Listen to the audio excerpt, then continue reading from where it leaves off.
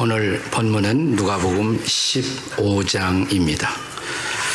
누가복음 15장에는 우리에게 매우 익숙한 예수님의 비유 이야기가 나란히 기록되어 있습니다. 첫째 비유, 어떤 목자가 99마리 양을 놓아두고 잃어버린 한 마리 양을 찾아 나서는 이야기. 둘째 비유, 어떤 여인이 자기가 소중히 여기던 은전을 잃어버렸습니다. 등불을 켜고 집안의 구석구석을 쓸면서 잃어버린 하나의 은전을 찾고 있는 이야기. 세 번째 비유, 어떤 아버지가 집 나간 자기의 둘째 아들을 애타게 기다리고 찾습니다. 돌아왔습니다. 동네 사람 모아놓고 큰 잔치를 열었습니다. 근데 누가복음 15장이 거기서 끝나지 않는다는 사실입니다. 자, 둘째 아들이 돌아왔는데, 이 잔치가 열렸는데 이것을 기뻐할 수 없었던 존재가 있었어요. 누가 기뻐하지 않았어요? 네. 맏아들, 네, 맞습니다. 그러나 맏아들보다 더 기뻐하지 않았던 것은 아마도 그 집의 송아지들이었을 것입니다. 송아지 잡아서 잔치했으니까. 네, 맞아요. 맏아들이에요. 그래서 네 번째 비유를 맏아들의 비유 이렇게 부릅니다. 사실은 네 번째 비유가 누가복음 15장의 클라이맥스예요. 결론이에요.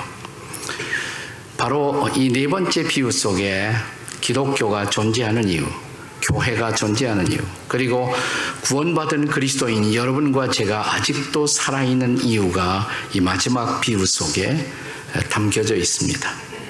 이렇게 시작됩니다. 본문은 맏아들은 밭에 있다가 돌아와 집에 가까이 왔을 때 풍악과 춤추는 소리를 듣고 한 종을 불러서 무슨 일이 일어나느냐고 묻습니다. 대답하되 당신의 동생이 돌아와 아버지가 건강한 그를 다시 맞아들이게 됨으로 인하여 살찐 송아지를 잡았나이다. 자, 이제 28절에 보시면 그가 누구예요? 큰아들이 맏아들이 노하여 들어가고자 하지 아니하거늘 아버지가 나와서 권합니다. 이때 29절에 맏아들이 아버지 앞에 대답하는 말입니다. 자, 29절을 한번 다 같이 읽습니다. 시작. 아버지께 대답하여 이르되 내가 여러 해 아버지를 섬겨 명을 어김이 없거늘 내게는 염소 새끼라도 주어 나와 내 벗으로 즐기게 하신 일이 없더니. 여기 이 말을 주목해 보세요. 아버지를 섬겨 명을 어긴 일이 없습니다. 지나간 여러 해 동안 나는 아버지의 명령을 어긴 일이 없습니다. 정말 이 맏아들은 아버지의 명령을 어긴 일이 없었을까요? 제가 결론부터 말씀을 드리면 이 맏아들은 아버지의 가장 중요한 두 가지 명령을 어기고 있었어요. 이 아버지의 두 가지 명령, 이 명령이 바로 교회가 존재하는 이유예요. 여러분과 제가 그리스도인으로 살아있는 이유예요. 자, 이 아버지의 명령, 이것을 우리는 다른 말로 사명이라고도 말합니다. 사명에는 시키는 명령, 아버지가 시키는 명령. 자, 이제 둘째 아들의 행방을 모르는 안타까운 상황 속에서 아버지가 어느 날 맏아들 불러놓고 맏아들에게 가장 중요한 명령 하나를 내린다면 맏아들에게 아버지가 뭐라고 그랬을 것 같아요? 네? 동생 찾아오라고. 맞습니다. 그거예요. 내 동생 찾아와, 그겁니다. 자, 옆에 뒤에 있는 분들하고 동생을 찾읍시다 한번 해보세요. 시작. 동생을 찾읍시다. 자, 내 동생 찾아와. 이 명령을 다른 말로 말하면 이것이 전도의 명령이에요. 전도의 명령. 영어로는 The Great Commission이라고 합니다. The Great Commission. 오늘 본문의 맏아들의 비유에 앞서 선행하는 세 가지 비유는 다 거기에 초점이 있습니다. 전도의 명령, The Great Commission의 포커스가 초점이 맞추어져 있습니다. 자, 이 세 가지 비유의 공통점이 뭔가 보세요. 첫째 비유, 어떤 목자가 잃어버린 한 마리의 양을 찾습니다. 두 번째 비유, 어떤 여인이 잃어버린 하나의 은전을 찾습니다. 세 번째 비유, 어떤 아버지가 집 나간 둘째 아들을 찾습니다. 공통적인 강조가 뭐예요? 찾는다는 거예요. 그러니까 이것은 다 잃어버린 인간, 하나님을 떠나 잃어버린 인간을 찾고 계신 하늘 아버지의 모습이에요. 그러니까 여기 잃어버린 한 마리 양을 찾고 있는 목자의 얼굴, 하나님의 얼굴이에요. 목자의 가슴, 하나님의 가슴입니다. 두 번째 비유에서 잃어버린 은전 하나를 안타깝게 찾고 있는 여인의 가슴이 하나님의 가슴이에요. 잃어버린 인생을 찾고 있는 하나님의 마음을 둘째 비유의 여인의 비유로 말씀하셨을까? 어느 날 갑자기 그것이 궁금해졌어요. 제가 그 대답을 발견했어요. 오래전 제 아내와 서울에서 택시를 타고 목적지에 가서 택시 요금을 내고 거스름을 주고받는 과정에서 10원짜리 동전 하나가 택시 밑으로 굴러 들어갔습니다. 저는 10원짜리 동전 하나니까 그냥 내리려고 그러는데 제 아내가 찾아요, 그걸. 그 택시 기사가 뭘 하느냐고 빨리 내리지 않고, 근데 너는 소리를 질러라, 나는 찾는다. 여자의 무서운 집념. 바로 그 순간 나는 두 번째 비유가 생각이 났어요. 잃어버린 것을 포기할 수 없는 여인의 가슴 같은 하나님의 마음. 경기도 수원에 제가 가까이 지내는 장로님 한 분이 계신데 그 아들이 여름철에 호숫가에서 수영을 하다가 익사하는 사고가 발생했습니다. 그래도 아버지는 한 달쯤 지나니까 다시 식사를 하시고 삶의 페이스를, 일상의 리듬을 찾고 다시 복귀하시는데 어머니는 한 달이 지나도 두 달이 지나도 세 달이 지나도 침식을 잊고 아들의 이름을 부르고 또 부르다가 1년 만에 아들을 따라가셨어요. 여기 잃어버린 자식을 포기할 수 없는 어머니의 가슴 같은 것, 그게 하나님의 마음이에요. 하나님의 마음.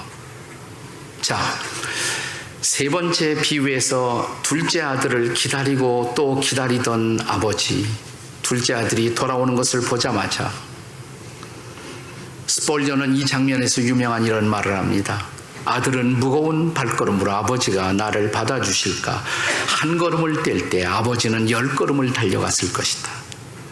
그를 부둥켜 안고 입을 맞추면서 너는 죽었다가 살았고 잃었다가 다시 찾은 내 아들이야.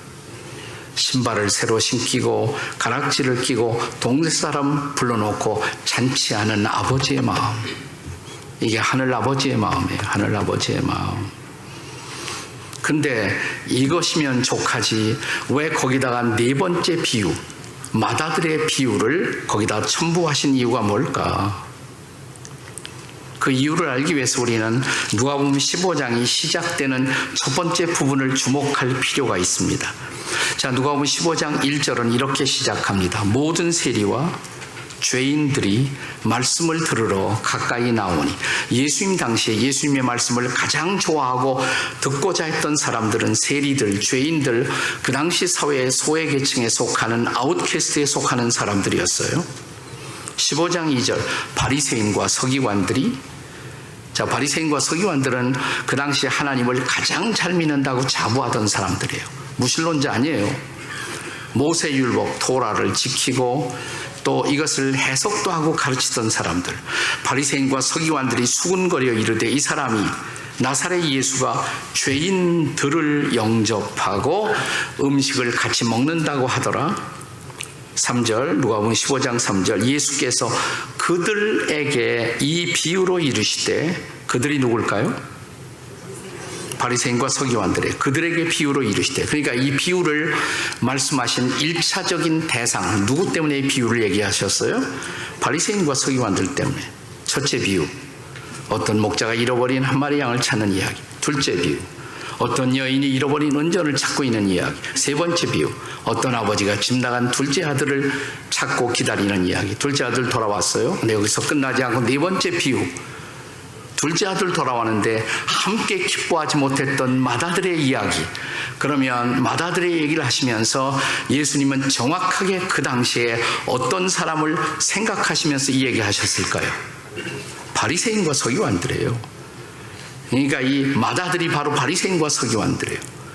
그러면 바리새인과 서기관들은 왜 죄인들이 가난한 이웃들이 예수 믿고 주님 앞에 돌아오는 것을 왜 함께 기뻐하지 못했을까요? 이런 바리새인들의 멘탈리티, 의식 구조를 우리는 좀 알아볼 필요가 있습니다. 자, 오늘 본문은 누가복음 15장입니다. 거기 바리새인들의 이야기가 나왔어요. 조금 지나가면 16장, 17장, 18장. 자, 누가복음 18장에서 우리는 바리새인과 서기관들의 이야기를 또 보게 됩니다. 누가복음 18장 9절부터 보시면 또 자기를 의롭다고 믿고 다른 사람을 멸시하는 자들에게 비유로 말씀하시되, 잘 들으세요. 자기를 의롭다고 믿고 다른 사람을 멸시하는 자들에게 비유로 말씀하시되 10절 두 사람이 성전에 기도하러 올라가니 하나는 바리새인이요 하나는 세리라. 여기 자기를 의롭다고 믿고 다른 사람을 멸시하는 사람이 누구예요? 바리새인들이죠. 자, 11절 바리새인의 기도가 시작됩니다. 바리새인은 서서 따로 기도하여 성전에 들어가서, 바리새인은 일단 사람들과 섞이기를 싫어해요. 따로 앉습니다. 따로. 교회당에 목사님들이 주일날마다 좀 앞에 와서 앉으세요 그러면 꼭 사람들 앉지 않는 데 가서 혼자 앉고, 사람들이 오려고 그러면 옆으로 가라고 그러고, 그런 분들이 있어요. 여러분 교회는 없을 거예요. 그런 분들이 바로 바리새인의 성향을 가진 사람이라는 거 아세요? 나는 저런 인간 옆에 가서 안 앉아. 사람들하고 자꾸 섞으려고 그러지 않아요. 자, 바리새인의 기도가 시작됩니다. 하나님이여, 나는 다른 사람들, 토색, 불의, 간음을 하는 자들과 같지 아니하고 세리와도 같지 아니함을 감사하나이다. 여기 바리새인의 기도에 반복되는 단어 무슨 단어예요? 나는 저 사람들하고 같지 않아요. 나는 달라요. 나로 말하면 만세 전부터 택정함을 입고, 나는 한 번도 교회를 떠난 일이 없고 항상 교회 안에 있었고, 나는 저 바깥에서 이방인들처럼 죄를 지은 일도 없고, 나는 저 사람들하고 달라요. 요게 바로 바리새인들의 멘탈리티. 바리새인들의 멘탈리티. 자, 바리새인의 기도는 계속됩니다. 12절 나는 일에 2번씩 금식하고 소득의 11조를 드리나이다. 묻겠습니다. 자, 바리새인들이 일주일에 2번씩 금식했다고. 그 당시에 경건한 사람들은 일주일에 1번쯤은 금식했어요. 그런데 일주일에 우리는 2번씩 금식한다고. 바리새인들이 금식한 게 잘못일까요? 아닐까요? 아니에요. 난 우리가 금식도 좀 했으면 좋겠어요. 1년 365날 하루 3끼씩 한 번도 빼놓지 않고 정확하게 찾아 잡수시는 신사숙녀 여러분, 금식도 좀 해보세요. 가끔. 네, 우리가 금식하면서 식사 시간까지 아껴가며 하나님께 기도하면서 하나님의 뜻을 구해본 경험이 없다면 우리는 바리새인을 비난할 자격이 없어요. 자, 바리새인들이 나는 소득의 11조를 드린다고. 11조 드리는 게 잘못이에요? 아니에요? 아니죠. 내가 일할 수 있는 건강, 일할 수 있는 아이디어, 하나님이 주셔서 일해서 소득을 얻었으니 이것은 전적인 하나님의 도움이라고, 내 소득에 대한 하나님의 주권을 인정하고 그 중에 10분의 1을 구체적으로 하나님 앞에 드리는 일, 칭찬받아 마땅해요. 저는 오늘 이 시대의 그리스도인들의 신앙의 수준이 바리새인의 수준에도 미치지 못하는 것을 부끄러워해야 한다고 생각해요. 그럼 뭐가 잘못됐어요? What's wrong with them? 뭐가 잘못됐단 말이에요? 바리새인들에게. 자, 내가 주일 성수하고 금식하고 11조하고 찬양대도 하고 내가 열심히 안내도 하고 봉사도 하니까 나는 할 일 다 했다 이 말이에요. 그런데 아버지가, 자, 둘째 아들이 방황하는 그 상황 속에서 맏아들을 불러놓고 맏아들에게 가장 중요한 명령 내린다면 무슨 명령 내린다고요? 내 동생 찾아와 이 말이에요. 내 동생 찾아와. 잃어버린 내 동생. 자, 집에서 나가서 하나님의 집을 떠나서 방황하고 있는 잃어버린 내 동생 가서 찾아오라고. 이것이 바로 전도의 명령이에요. 전도의 명령. 이 가장 중요한 명령을 여러분은 복종하고 계십니까? 아무리 주일 성수해도, 아무리 찬양대해도, 아무리 헌금 열심히 해도 여러분 그걸로 때우려고 하지 마세요. 내가 잃어버린 영혼을 찾지 못하고 있다면 나는 아버지의 가슴을, 아버지의 기대를 저버리고 있는 거예요. 가장 중요한 명령. 그래서 선교학자들은 이것을 The Great Commission, 가장 중요한 지상명령이라고 마지막까지 강조하신 명령. 성령이 임하시면 너희가 권능을 받고 예루살렘과 유대와 사마리아와 땅끝까지 가서 내 잃어버린 동생 찾아오라는 얘기예요.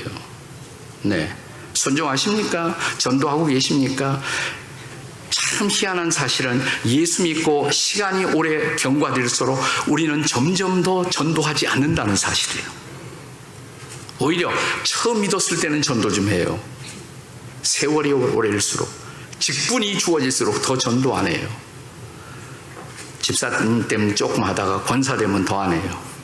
장로님 되면 더 안 하고, 제일 전도 안 하는 게 저 같은 목사들이에요. 예. 교인들에게는 전도하라고 해놓고 자기는 안 한다 이 말이에요. 나는 10월 달이면 항상 저희 교회에서도 전도 축제를 해요. 근데 어느 날 큐티 하는데 주님이 저를 책망하세요.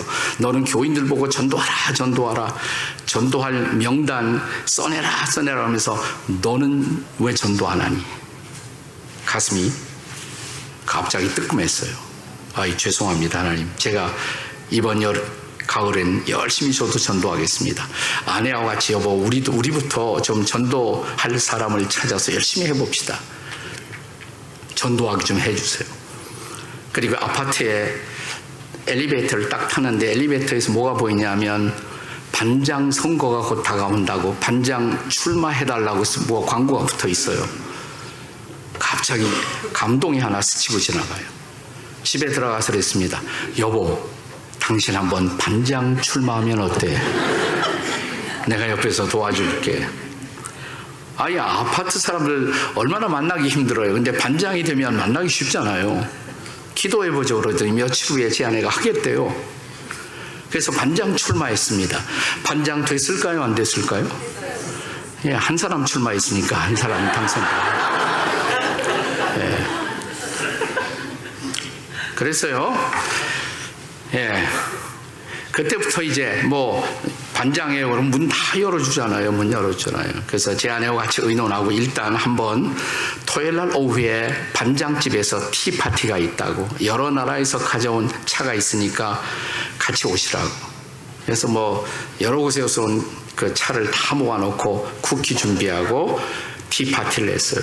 꽤 오더라고. 반장, 야 이번 반장은 희한해. 반장이 티파티 한다고 집에 오래. 꽤 왔어요. 여러 사람이 왔어요. 와서 발견한 놀라운 사실, 반장 남편이 지구촌 교회 목사를 하는 것을 발견했어요. 예, 같이 차 마시면서 이번에 우리 전도 잔치가 있는데, 큰 잔치가 있는데 한번 오시라고. 몇 사람 왔어요. 자, 한 해가 끝나가는데 한 해만 하려고 그랬어요. 사실은 제 아내가. 근데 아파트 사람들이 얼마나 또 하라고 그래서 앵콜 해갖고서 2년을 했어요. 근데 그 2년 동안 저희 부부가 저희 아파트에 사는 사람 11가정을 인도할 수가 있었습니다. 교회로. 저희 인생에서 가장 소중한 추억, 감사의 추억. 전도하려고 그래야 돼요. 전도하려고. 그냥 되지 않아요. 전도하려고 애를 쓰셔야 돼요, 여러분이. 전도하려고. 제 아내만 맡겨놓으니까 좀 마음에 그렇더라고요. 그 무렵 제가 뉴욕에 와서 집회를 인도하게 되었는데 한 2주간 있었어요. 뉴욕 근처에서. 2주간 끝나고 다시 한국으로 돌아가는데 너무 제가 피곤했어요. 이번에도 한 열흘 있다가 지금 내일이면 제가 돌아가는데, 비행기에 탁 탔는데 제가 평생 안 하던 이상한 기도를 했어요. 옆에 보니까 자리가 하나 남아있더라고. 하나님, 이 자리 아무도 안 앉게 해주세요. 다리 좀 쭉 뻗고 가게 해주세요. 근데 들어오는 사람마다 그 자리에 아무도 안 앉고 패스. 아, 이런 기도도 신기하게 하나님이 응답하시는구나. 드디어 비행기 문을 닫을 시간에 누가 한 사람 딱 들어오더라고요. 틀림없이 동양 사람이, 한국 사람 같기도 하고. 발을 절어요. 제 앞으로 와요. 불길한 예감이 들기 시작했습니다. 혹시 저 사람이 내 옆에 앉는 거 아닌가? 근데 딱 이렇게 자리를 번호표를 보더니 딱 앉아요. 그래서 제가 물었어요. 인천까지 가세요. 그러니까 못 알아들어. Are you not Korean? 그러니까 I'm Chinese 그러더라고요. 중국 사람이에요. 네.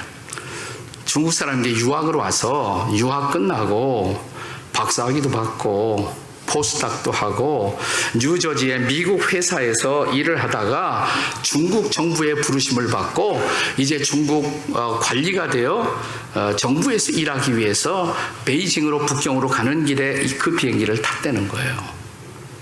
제가 물었습니다. 근데 딱 그 사람이 그 얘기를 하는 순간 하나님이 저에게 말씀하세요. 네 전도 대상자야. 네 전도 대상자야. 피곤했지만 대화를 시작했어요. 당신이 미국에 있을 때 혹시 교회 나가본 일이 있냐니까 나가본 일이 있대요. 미국 친구들이 초청해서 땡스기빙에 교회 갔다 왔대요. 어떻냐고 그러니까 이 터키가 맛있었대요. 칠면조가 아주 맛있었대요. 교회가 뭘 하는지 혹시 어떤 단체인지 설명을 들은 적 있냐니까 그런 설명은 못 들었대요. 그럼 내가 철치 패스터인데 한번 교회가 뭐 하는 데인지 한번 당신한테 설명을 해도 괜찮겠냐고 하라고 그래요. 시작을 했습니다. 시간이 무진장 남아있잖아요. 15시간. 종이 하나 펴놓고 창세기부터 아예 시작을 했습니다. 네. 근데 한 1시간 반, 2시간쯤 되니까 복음이 다 설명이 됐어요. 하나님께서 하나님의 아들 예수님을 이 땅에 보내신 이유, 그가 십자가에 죽으신 이유, 우리의 죄를 짊어지고 우리가 받아야 할 저주와 심판을 대신 받으시고 그가 십자가에서 보배로운 피를 흘리신 것, 그 피만이 우리의 죄를 용서할 수 있다고. 그리고 부활하신 그리스도를 영접하는 순간 우리는 새 생명을 받고 새로운 삶을 시작할 수 있다는 것.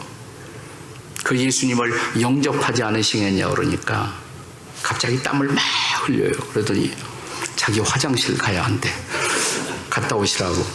화장실 들어가더니 안 나와. 화장실에서 안 나와.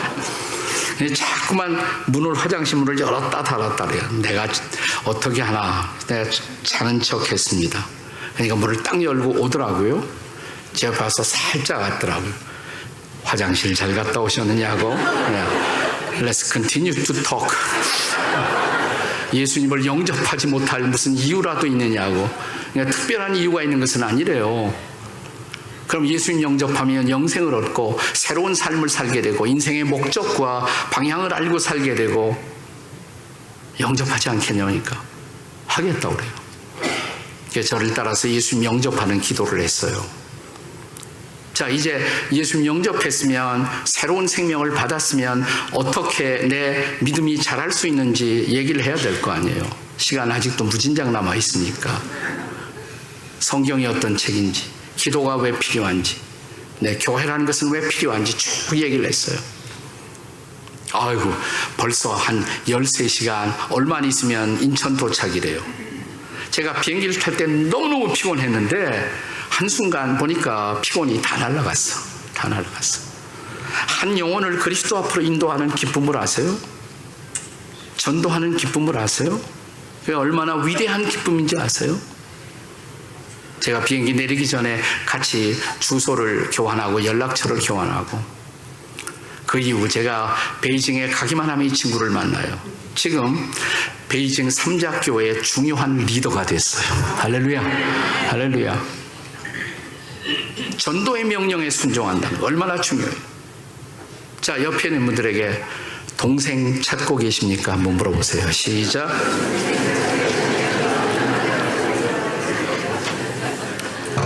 저는 중국 베이징에 정말 좋은 동생이 생겼어요. 그래서 가기만 하면 저에게 베이징 떡을 사줘요. 베이징 떡을 사줘요. 네. 가장 중요한 명령. 내 동생 찾아와. 근데 또 한 가지 명령이 있어요. 자, 둘째 아들이 돌아왔습니다. 돌아온 이후 아버지가 맏아들 불러놓고 또 하나 명령을 내린다면 이번에는 무슨 명령할 것 같아요? 제 질문이 너무 난해한 질문입니까? 둘째 아들이 돌아온 다음에 아버지가 맏아들 불러놓고 이번에 명령 내린다면 이때는 무슨 명령할 것 같아요? 동생하고 사이좋게 지내라고. 뭐 맞아요. 다른 말로 동생을 어떻게 하라고? 사랑하라고. 그렇죠. 사랑하면 그 안에 다 포함되는 거죠. 내 동생 사랑해. 자, 옆에, 뒤에, 앞에 있는 분들하고 동생을 사랑합시다. 한번 해보세요. 자, 성경의 가장 중요한 두 가지 명령. 저는 오늘 두 가지밖에 안 해요. 첫째는 전도의 명령, 그 다음은 뭐예요? 사랑의 명령이에요. 이걸 사랑의 큰 계명이라고 그래요. 예수님이 어느 날 서기관에게 성경에서 가장 큰 계명이 뭐냐고. 서기관이 뭐라고 대답해요? 내 마음을 다, 목숨을 다, 힘을 다, 뜻을 다하여 주 너의 하나님을 사랑하고 내 이웃을 내 몸과 같이 사랑하라가 아닙니까? 맞아. 그것이 가장 큰 계명이야. 그대로 하면 돼. 그러자 이 친구가, 이 서기관이 자기를 옳게 보이려고 예수님께 또 질문하기를, 내 이웃이 누군데요? 내 이웃이? 이 질문에 대답하기 위해서 예수님이 말씀하신 유명한 비유가 있습니다. 그 비유가 무슨 비유예요? 선한 사마리아인의 비유.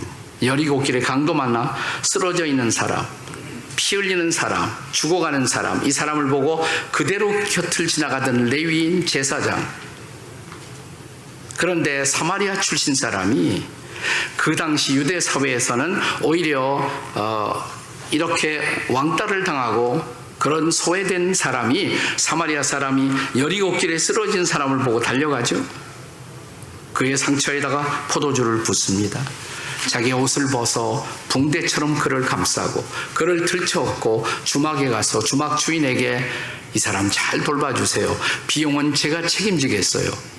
그 얘기를 하시면서 예수님이 이 세 사람 중에, 레위인, 제사장, 사마리아인 세 사람 중에 누가 강도 만난 자의 이웃이냐? 뭐라고 대답해요? 가로되 자비를 베푼 사람, 사랑을 베푼 사람이 아니겠습니까? 맞아. 우리의 이웃은 옆에 집에 사는 사람만 이웃이 아니에요.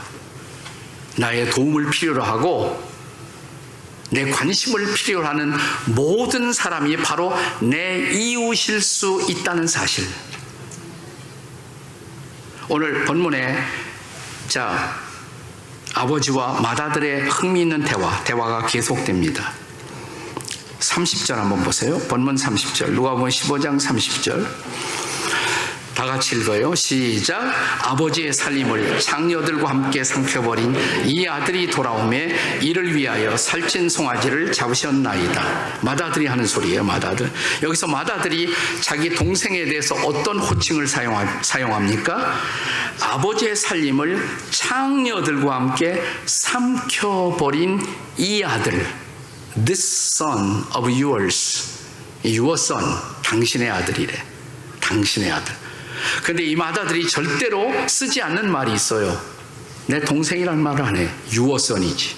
아버지 아들이지 내 동생이라는 소리를 안 해요. 자, 그런데 마지막 절은 아버지의 말씀이에요. 아버지가 하는 소리예요. 32절. 자, 본문 32절 다 같이 읽겠습니다. 시작. 이 내 동생은 죽었다가 살아났으며 내가 잃었다가 얻었기로 우리가 즐거워하고 기뻐하는 것이 마땅하다 하니라. 자, 아버지가 이렇게 말할 수 있어. 그래. 내 아들이 죽었다가 살았고 내 아들이 잃었다가 찾았어. 이렇게 말할 수 있는데 아버지는 의도적으로 이렇게 말씀합니다. 뭐라고? 내 동생이야. Your brother, your sister. 내 동생이란 말이야. 내 동생. 여러분, 만약 그 당시 바리새인들 때문에 이 말씀을 하셨는데, 바리새인들을 만나서 우리가 바리새인들은 다른 바리새인들을 사랑하십니까? 물었다면 바리새인들이 뭐라고 대답할까요? Of course we do. 물론이죠. 우리가 그렇게 사랑하죠. 바리새인도 바리새인을 사랑했을 거예요. 근데 바리새인들의 사랑의 실패는 자기들하고 조금 다르다고 생각한 창녀들, 세리들, 이런 사람들은 사랑의 대상이 아니에요. 이런 사람들은 내 이웃이 아니에요. 우리로 말하면 한국 사람은 내 이웃이지만 미국 사람들은 내 이웃이 아니야. 직장에서 함께 일하는 옆에 있는 사람, 그 사람은 우리의 이웃이 아닌가요? 그 사람들은 모든 것이 오케인가요? 우리가 함께 더불어 살고 있는 이 땅의 사람들 가운데 힘들고 아파하는 사람 없을까요?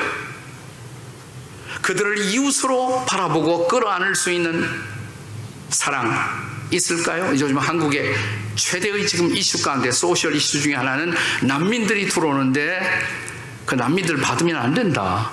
기독교인 가운데도 그런 운동을 하는 사람이 있어요. 하나님이 난민들을 우리의 이웃으로 보냈다면 어떻게 할 거예요? 탈북자는 우리의 이웃 아니에요? 하나님이 보내신 탈북자를 이웃으로 사랑하지 못하면서 어떻게 평화 통일을 말하고 우리의 미래를 말할 수가 있겠어요? 정말 우리는 우리의 이웃을 사랑할 수 있느냐? 나하고 다른 사람도 내 이웃으로 사랑할 수가 있느냐? 어떤 미국 목사님의 설교 가운데 잊을 수 없는 대목이 있는데, 자기 친구 집에 갔는데 친구 딸이 인형을 막 가지고 놀아요. 여러 개 인형 갖고 물었습니다. 그 중에 내가 제일 사랑하는 인형은 어떤 인형이니? 아저씨 여기는 없어요. 어딨니? 내 방에 있어요. 보여줄래? 안 돼요. 왜? 보여드리면 아저씨는 저를 이상하게 생각할지 몰라요. 아니, 그런 일 없어. 그럼 약속하셔야 돼요. 방에 가서 자기가 제일 사랑하는 인형을 갖고 나왔는데 그 인형은 머리가 벗겨지고 옆구리가 터져 있고 다리가 잘려 있고 조금 섬찟한 생각이 들어서 다시 물었다고 합니다. 수젠, 너 어째서 인형을 제일 사랑하니? 이때 이 목사님이 평생 잊을 수 없는 대답을 이 소녀가 했대요. 아저씨, 왜냐하면 이 인형은 제가 사랑하지 않으면 사랑해 줄 사람이 없어요. 제가 사랑하지 않으면 사랑할 사람이 없어요. 우리가 사랑하지 않으면, 교회가 사랑하지 않으면 사랑이란 단어조차 알 수 없는 이웃들 우리 주변에 없을까요? 그들을 사랑하려고 노력하십니까? 그래서 전도의 명령, Great Commission과 함께 또 하나 중요한 명령, The Great Commandment, 위대한 계명, 큰 계명, 이웃사랑이에요. 이웃사랑, 이웃을 사랑하는 것. 자, 내가 혼자 전도하기 힘드니까 함께 모여 전략을 논의하고 함께 전도하라고 주신 공동체 교회예요. 교회 첫 번째 사명, 전도. 또 교회의 또 하나의 사명, Great Commandment, 이웃사랑이에요. 합니까, 우리가? 아니, 교회가 커야 하지. 저희 교회에서는 셀교회, 목장교회를 하는데 목장 인원들은 다 10명 미만이에요. 6명, 보통 5명, 7명 그래요. 근데 이 작은 목장도 반드시 두 가지를 해야 한다고. 전도하고 이웃사랑하고. 그러니까 둘 다 하기 어려우면 둘 중에 하나만 하라고. 둘 다 할 수 있으면 둘 다 하라고. 전도하는 거 모일 때마다, 목장 모임 모일 때마다 누구를 전도할 것인가 같이 의논하고. 또 한 사람 전도 대상자가 생기면 혼자 하는 것이 아니라 같이 전도하는 거예요. 같이 도와주고. 또 우리 주변에 우리가 도와줄 사람이 있는지, 독거노인, 그럼 함께 가서 도와주고. 이 둘 중에 하나를 반드시 해야 한다고. 반드시 해야 한다고. 반드시. 저에게 이런 전도적 공동체를 만들어가는 일에 큰 도전이 되었던 미국 목사님 한 분이 있는데, 텍사스에 노스우드 배프티스트 처치라는 교회가 있는데 거기에 밥 로버츠라는 목사님이 계세요. 제 친구예요. 아주 친해요.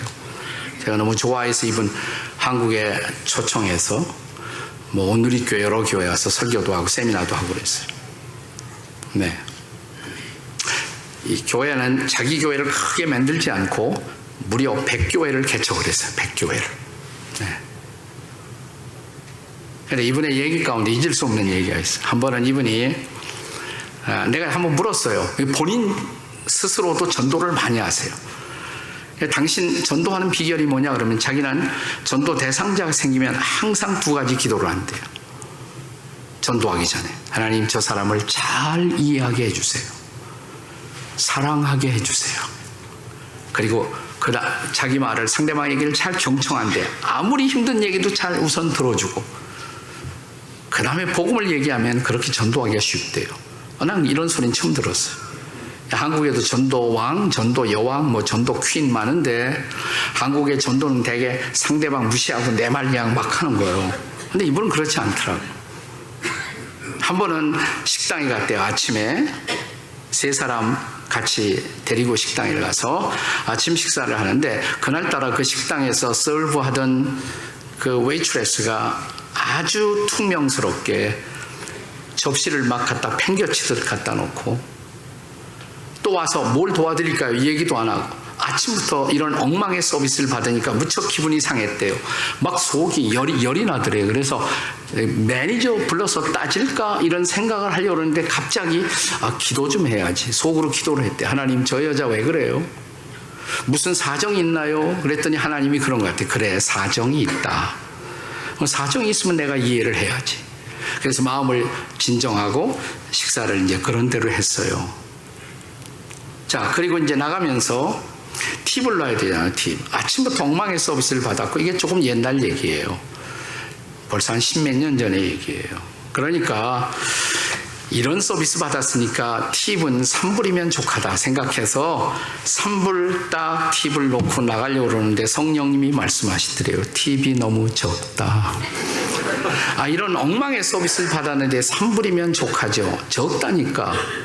그럼 maybe $4, $5. 근데 성령님이 아무 소리 안 하시더래요. 불길한 예감이 들기 시작해요. 혹시 성령님이 10불을 원하는 것이 아닐까? Perhaps $10? 그러니까 성령님이 oh yes 그러시더래요. 그래서 마음에 내키지 않는데 10불을 꺼내갖고 딱 놓고 나가는데 이 자매가 오더니 10불을 픽업해갖고 쫓아오더래요. 손님 이거 팁이 아니죠? 팁인데요. 왜 이렇게 많이 넣으셨어요? 내가 자매를 보니까 무슨 힘든 일이 있어 보여서 조금 더 놓은 거예요.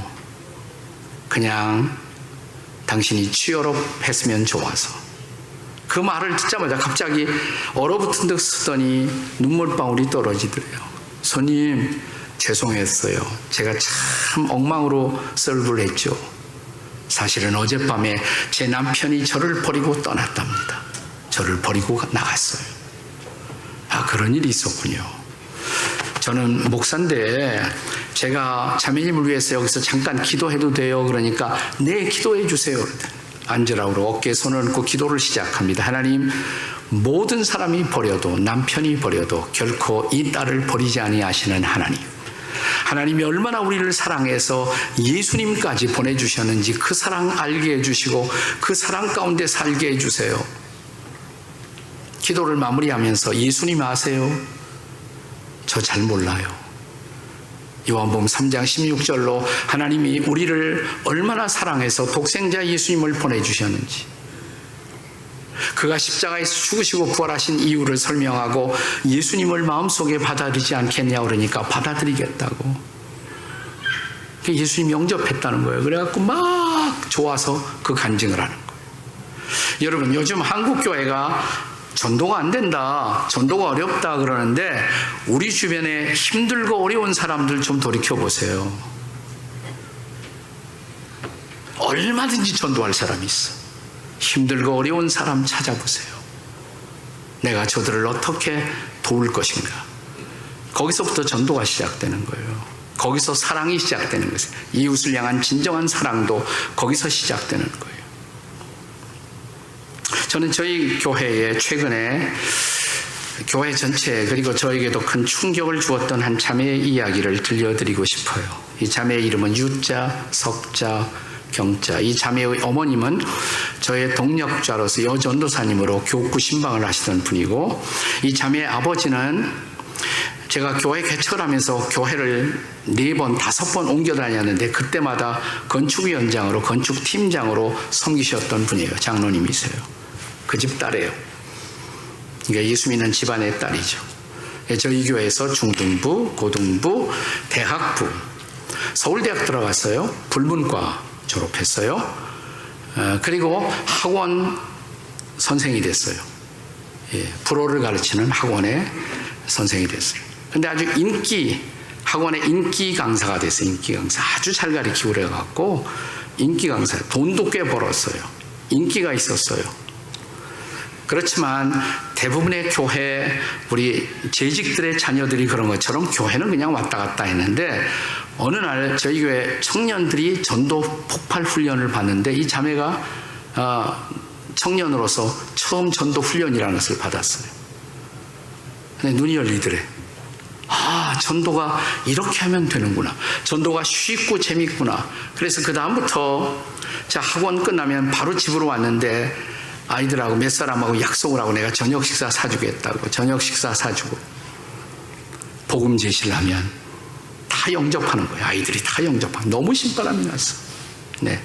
학원에 뭐 거의 아이들을 매일 이렇게 밥 사주고 전도하고 그러다 보니까 야, 이렇게 신나는 일이 있는데 하나님이 어느 날 복음을 한 번도 듣지 못한 사람들이 이 땅에는 얼마나 많은가.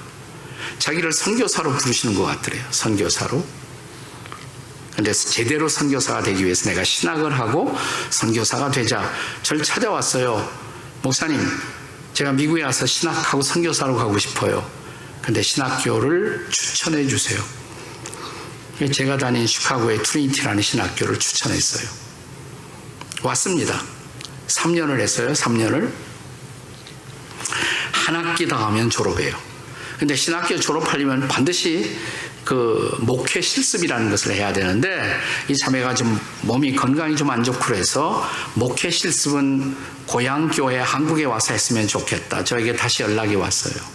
제가 실습 전도사 할 수가 있느냐고. 실습 전도사는 쉽다고. 그건 특별한 결정이 필요 없고 그냥 내가 얘기를 해놓을 테니까 나오라고. 나왔어요. 그래서 실습 전도사를 시작하면서 건강이 좋지 않아서 체크업을 했어요. 근데 뜻밖에도 직장암이라는 암으로 발견이 됐어요. 그것도 굉장히 많이 진행이 됐다고. 그러면서 깜짝 놀라면서 의사가 빨리 수술 받으라고 물었대요. 수술 받으면 제가 얼마나 살아요? 의사가 머물거리더니 1년은 충분히 살죠. 1년. 겨우 1년이에요? 겨우 1년? 수술 안 받으면요 6개월도 개런티하지 못해요. 그래요? 자매는 그 자리에서 결정을 합니다. 저 수술 안 받을 거예요. 그러나 제가 남아있는 생명 가지고 제가 할 일이 있어요. 선생님도 언젠가는 이 세상 떠나시잖아요. 선생님 떠나신다면 천국이 있다면 천국에서 하나님이 너 천국에 들어올 수 있느냐 물어보시면 뭐라고 대답하시겠어요? 그래서 의사 선생님에게 전도를 시작했어요. 그때부터. 네. 이 자매가 조금 유명해지기 시작했어요. 여러 주일학교 청년회에서 초청이 오기 시작해요. 전국구로 전국을 뛰어다녔어요. 네. 제가 긴 얘기를 짤막하게 줄이자면 1년도 못 산다는 이 자매가 3년을 살아요. 3년을. 작년 봄에 세상을 떠났는데 세상 떠나기 한 달 전에 제가 집에 방문을 했어요. 목사님 바쁘신데 왜 오셨어요? 저 염려하지 마세요. 저요 지나간 3년을 30년처럼 살았어요. 저요 정말 제가 사랑해야 할 사람, 만나야 할 사람 다 만났고 전도해야 할 사람 다 전도했어요. 목사님, 저 빨리 예수님 만나서 자랑하고 싶어요. 나는 이 자매의 이야기를 직접 들려드리고 싶어요. 제가 긴 간증을 4분으로 짤막하게 영상으로 편집한 것을 보여드리려고 그래요. 유석경 전도사의 아주 짤막한 간증. 자, 이제 보여주세요. 네.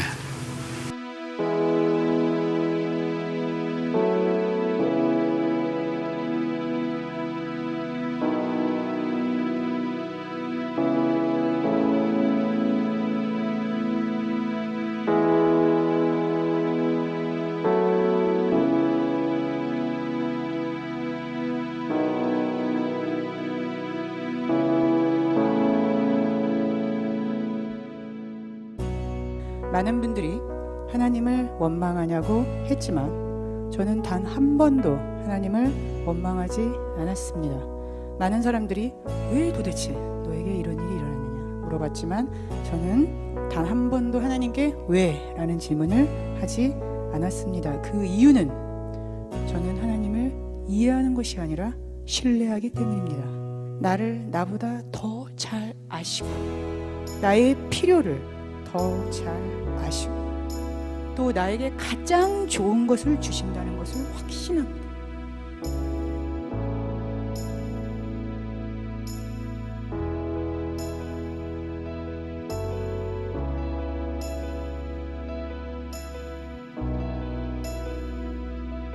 저는 이 고통의 시간을 통해서 복음의 놀라운 능력을 깨달은 것이 저에게 큰 축복이었습니다.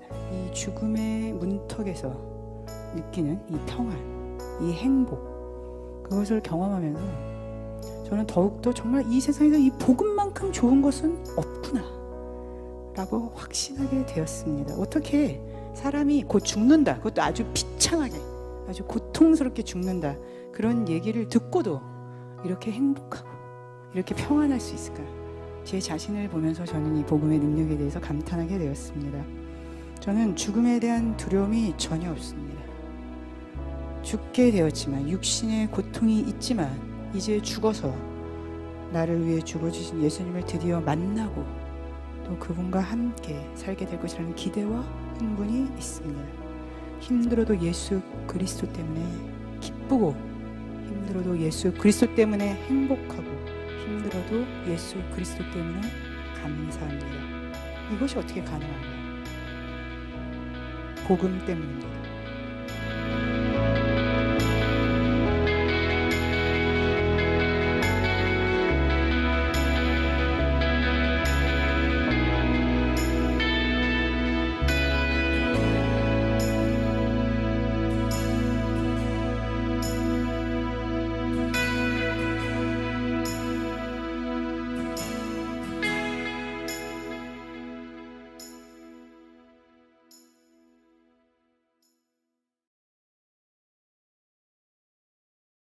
이 자매는 병상에서 자기의 마지막 책을 썼습니다.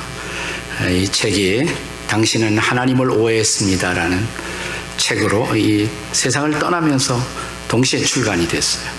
근데 거의 1년 동안 기독교 도서 베스트셀러 1위로 수많은 사람들에게 충격과 도전과 감동을 주었습니다.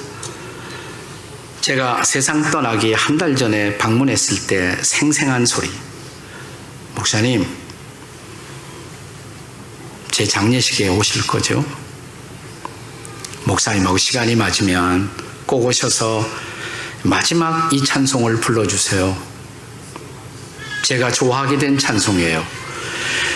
내 구주 예수를 더욱 사랑, 엎드려 비는 말 들으소서. 내 진정 소원이 내 구주 예수를 더욱 사랑. 이전에 세상 나 기뻤어도 지금 내 기쁨은 오직 예수. 다만 내 비는 말 내 구주 예수를 더욱 사랑, 더욱 사랑.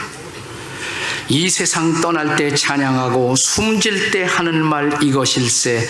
다만 내 비는 말 내 구주 예수를 더욱 사랑, 더욱 사랑. 사랑하는 가족과 친구들이 찬양을 부르는 가운데 이 자매는 할렐루야, 사랑해요, 이 마지막 고백과 함께 주님의 품에 안겼습니다. 지금도 생생한 말, 주님 이 두 가지에 관해서, 목사님 저는 이 두 가지에 관해서 후회가 없어요. 정말 사랑했고요, 정말 열심히 전도했고요. 지나간 3년 동안 30년처럼. 전도하세요? 사랑하십니까? 이 명령에 순종하고 계십니까? 나는 여러분이 교회에 얼마나 오래 나왔는지 관심 없어요. 여러분 교회 직분이 뭔지 관심 없어요. 이 아버지의 명령, 가장 중요한 명령, 당신은 정말 나를 구원한 이 복음을 전하고자 하는지, 또 주님께 받은 사랑을 내 이웃들에게 그 사랑을 나누고자 애쓰고 있는지. Great Commission, 전도의 사명. Great Commandment, 이웃사랑. 내 동생 찾아와, 그리고 내 동생 사랑해. 오늘 이 명령 앞에 여러분의 교회는 다 대답을 해야 합니다. 개인적으로 대답을 해야 합니다. 아직도 살아있는 이유, 살려주신 이유, 전도하라고, 사랑하라고. 아직 호흡이 있어요. 혼자 전도하기 힘드니까 같이 교회가 함께 전도하라고, 함께 사랑하기 힘드니까 함께 모여서 사랑하라고. 교회가 모일 때마다 할 일 다른 거 하지 마세요. 어떻게 전도할까 그거 고민하세요. 어떻게 사랑할 것인가 그거 고민하세요. 쓸데없는 일하고 교회에서 싸우지 말고 어떻게 전도할 것인가, 어떻게 사랑할 것인가. 그러면 여러분 교회는 위대한 부흥이 일어날 것입니다. 놀라운 일이 벌어질 것입니다. 이 명령 앞에 순종하는, 사명에 순종하는 이 지역의 교회들이 되시기를 주의 이름으로 축원합니다. 기도하시겠습니다.